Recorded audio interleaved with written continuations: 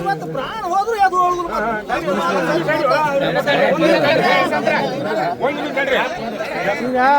ಅದಕ್ಕೆ ಈಗ ಅದನ್ನ ಸಾಹೇಬ್ರ ಗಮನಕ್ಕೆ ತೊಗೊಂಬರ್ತೀವಿ. ಅವರು ಎಸ್ ಸಿ ಅವ್ರ ಗಮನಕ್ಕೆ ತರ್ತಾರೋ, ನಾನು ಡಿ ಸಿ ಅವ್ರ ಗಮನಕ್ಕೆ ತರ್ತೀವಿ. ಅದನ್ನ ಮಾತಾಡ್ತೀವಿ. ಸ್ವಲ್ಪ ಅವಕಾಶ ಕೊಡ್ರಿ. ಒಮ್ಮೆ ತಾವು ಕಾನೂನು ಕೈಗೆ ತಗೋಬೇಡ್ರಿ, ಶಾಂತ ರೀತಿಯಿಂದ ಇದನ್ನ ಮಾಡ್ರಿ ಅಂತ ವಿನಂತಿ ಮಾಡಾಕತ್ತೀವಿ ರೀ.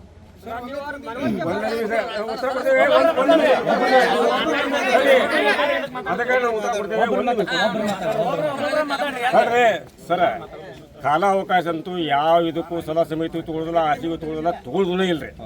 ನಾವೆಲ್ಲ ಇಷ್ಟು ಕೂತಿಗೆ ಬಂದು ಈಗ 10 ದಿನದಿಂದ ಬಡದಾಡೋ ಸಲಹಾ ಸಮಿತಿ ಟೈಮ್ ತಗೊಳಕ್ಕೆ ಅವ್ರಿಗೆ ಅರಿವಾಗಿತ್ತೋ ಇಲ್ಲೋ ಮೇಲಾಗದೆ. ಈಗ ನಾವು ಬಂದಾಗ ಮತ್ತು ಸಲಹಾ ಸಮಿತಿ ಮತ್ತು ಕನ್ಸಲ್ಟ್ ಮಾಡೋಕೆ ಟೈಮಿಗೆ ಕೇಳ್ತಾರಲ್ಲ, ದಯವಿಟ್ಟು ಕೊಡೋದಿಲ್ಲ. ಇವತ್ತಿನ ಬಂದೇವಲ್ಲ, ನಮ್ಮನ್ನು ನಿಂದಿಸ್ಕೊಂಡು ಎಷ್ಟು ಟೈಮ್ ತೊಗೊಂಡ್ರೆ ತಗೋರಿ, ಅಲ್ಲಿವರೆಗೆ ನಾವು ಕುಂದಿರ್ತೇವೆ. ತೊಗೊಂಡಿಗ ನಮ್ಮ ನೀರು ಎಬ್ಬಿಸ್ತೀವಿ.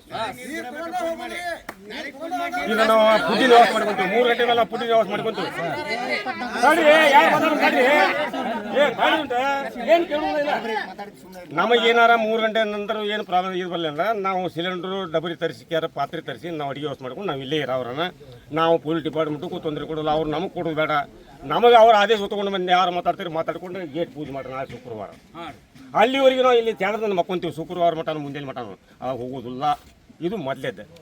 ಏನು ನೀವು ಬೇಗಾರು ಒತ್ತಾಯ ಮಾಡಿ ಏನಾರು ಮಾಡ್ರಿ, ನಾವು ಮಾತ್ರ ಎಷ್ಟು ಗಟ್ಟೆ ಕೊಂಡಿರ್ತೀವಿ. ಈ 3 ಗಂಟೆ 3 ಗಂಟೆ ಮಟ್ಟ ಇಷ್ಟೇ.